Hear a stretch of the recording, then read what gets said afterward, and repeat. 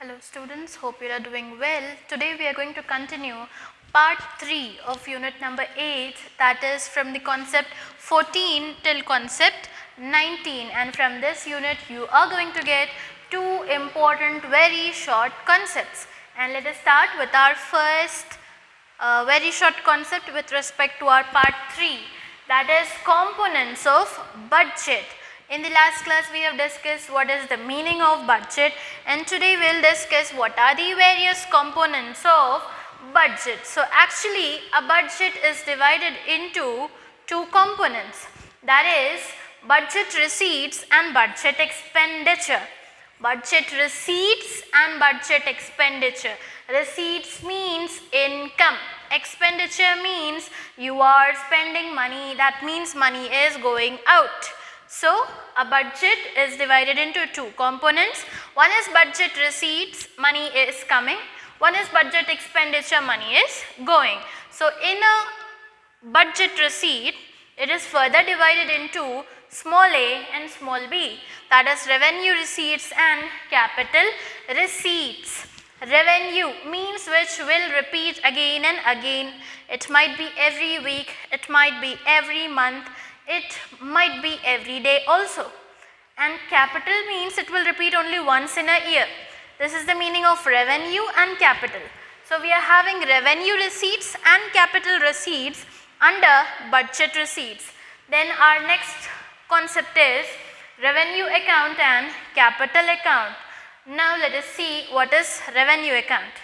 Revenue account includes credit balances, that is revenue receipts, also capital receipts. Receipts means always keep in mind that money is coming, money is coming. Like what is the third rule of accountancy? Debit all expenses and losses, credit all incomes and gains. So it includes credit balances, that means incomes and gains. This is a profit. So what do you mean by revenue account? It will include all the credit balances, that is revenue receipts and capital receipts. Then the revenue receipts and capital receipts, just now we have read here also. You see here budget receipts are divided into revenue receipts and capital receipts. The same thing you need to write over here also. That means revenue account includes the credit balances, that is revenue receipts and capital receipts. Then what do you mean by capital account? It is an account where the capital receipts as well as payments are recorded. Here only the incomes are recorded but payments are not recorded. But here receipts and payment both are recorded, and it also has both assets and liabilities of the government. Means it is having the assets as well as the liabilities of whom? Of the government. The persons who know how to prepare a balance sheet will understand this very quickly. Balance sheet comprises of assets and liabilities. So under capital account we include both the assets and the liabilities. This is considered as capital account. The next one, primary deficit. Before starting this, we have discussed a very short concept, that is fiscal deficit, So total revenue minus total expenditure plus market borrowings, if you do, you will get fiscal deficit.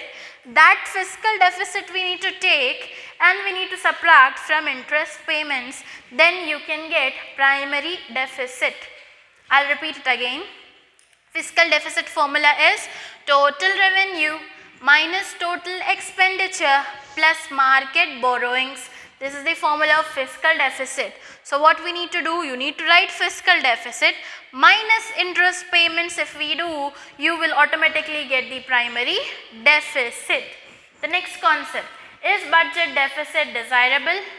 Yes, budget deficit is desirable. Means if we prepare budget deficit, the meaning of budget deficit already disclosed in my previous class.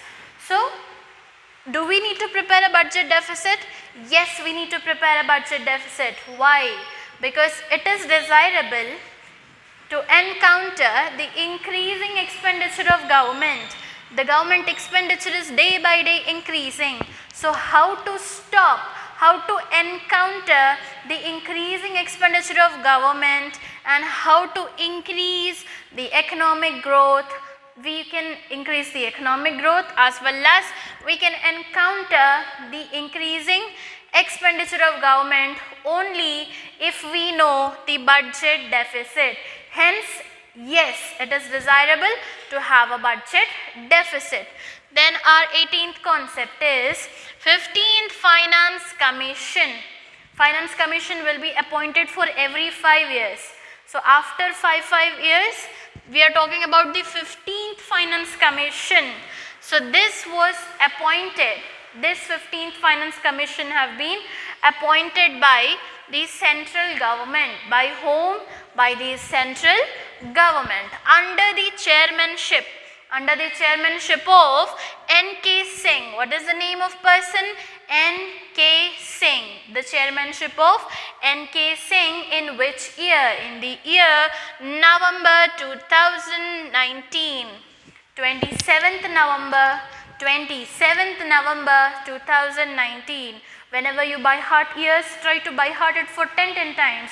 Write in your book, then it will be fixed in your minds. So, when was this 15th Finance Commission appointed and by whom? Under the chairmanship of N.K. Singh on 27th November 2019.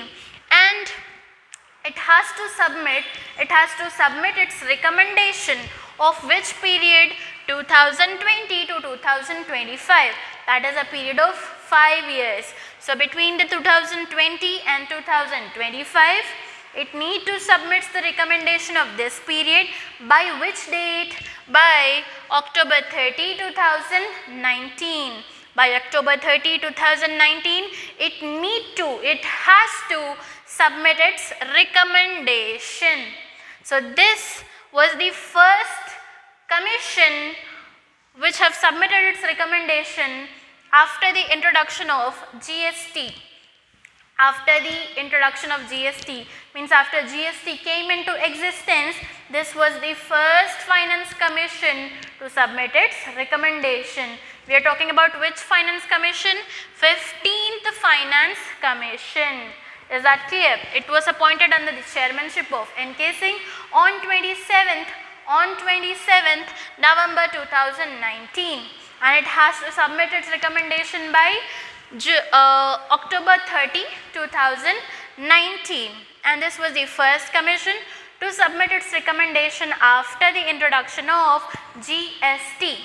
Now next, last definition of unit number 8 is the 19th, the very short concept, that is goods and service tax, which is commonly termed as GST. So this GST Act has been passed on March 29, 2017. When was it passed? March 29, 2017. But it came into effect on July 1st, 2019. The act was passed in 2017. It came into effect on 2019. Which month? March, and here is July.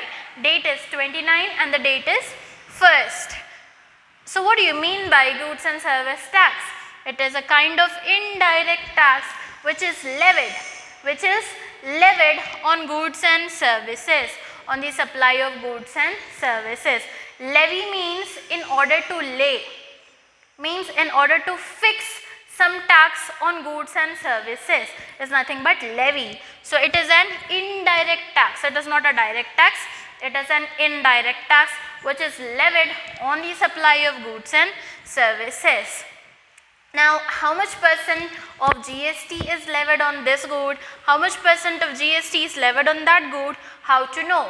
The government have certain slabs of GST, that is 5%, 12%, 18% and 28%. These are the various slabs of GST. So with this 19th very short concept, our class have come to an end. Hope you have understood all the concept. Please write it down. for 5 times, revise it for at least 10 times. See you in my next class with some new topics. Till that, stay home, stay safe and always keep practicing.